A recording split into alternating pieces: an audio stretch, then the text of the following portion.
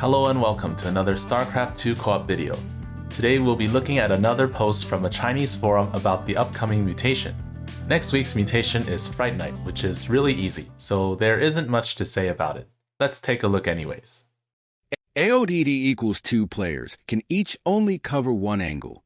However, since this is just RTK, you only have to remember that the first wave hits at 2 minutes, and then there are waves every 3 minutes. Among those, the 8-minute wave hits one of the naturals, and the 14-minute wave hits the other. Amon doesn't have anything to cheese you with. Just remember to buy candy, and remember the attack wave timings. If you can beat Brutal, then this won't be a problem. You can consider leveling your commanders. If you think this mutation is really disgusting, you can use Mengsk Yesos or Primal Contender. If you use windowed mode, it might lag when your mouse touches the edge, so you might need to adjust your settings after entering the game. Explanation of Afraid of the Dark. It's based on darkness. Aside from the main structure providing 7 range of vision and buildings providing 2 range, all other units provide 0 range. 0 vision range means Amon's melee units can hit you for free. When a player cuts over to a friendly unit that is in 15 range, you will have a few units of vision at the center of your screen. The closer the center of your screen is to the nearest friendly unit, the bigger this range of vision.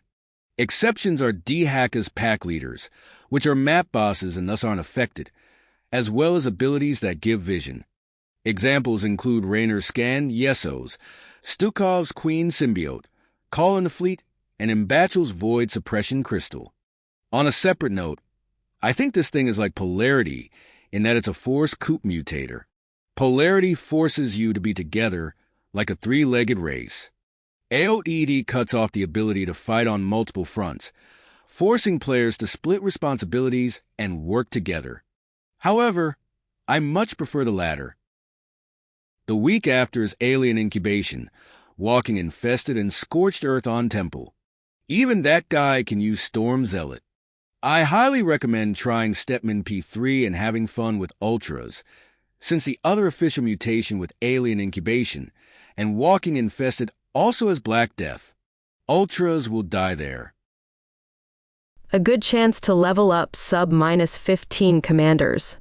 Although AOTD is a mutator that prevents fighting at multiple fronts, it's not really threatening because the map is RTK.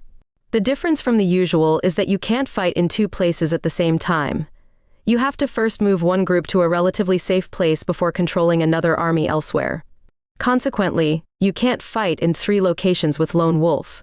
At most, you can only push in one front and defend the attack waves in another. Trick or Treat is an economic mutator. If you don't want to think too much about it, don't stop throwing your money. If you want to consider the details, make some static defense. Buy some candy when your static defenses can't hold. Lone Wolf can't fight on multiple fronts, so just leave a muscle at home to play with the civilians and don't buy any candy. This is a meme mutation. Destroy the first shard, then make a bunch of units and static defense in front of the second area, then call Mengsk over to win with one button. The best support commander is non-P1 Raynor. Mules to get minerals to buy candy, scan, use top bar for emergencies.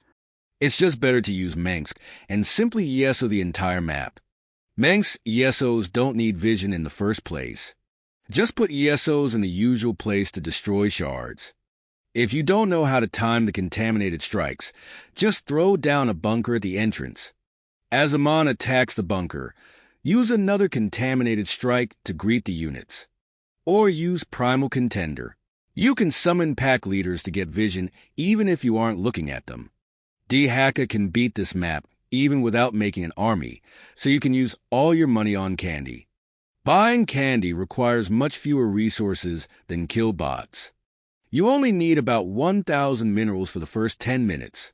Because of a programming error, even if you don't buy candy, the candy bowl will only spawn 10 transmutation tier 1 units every minute.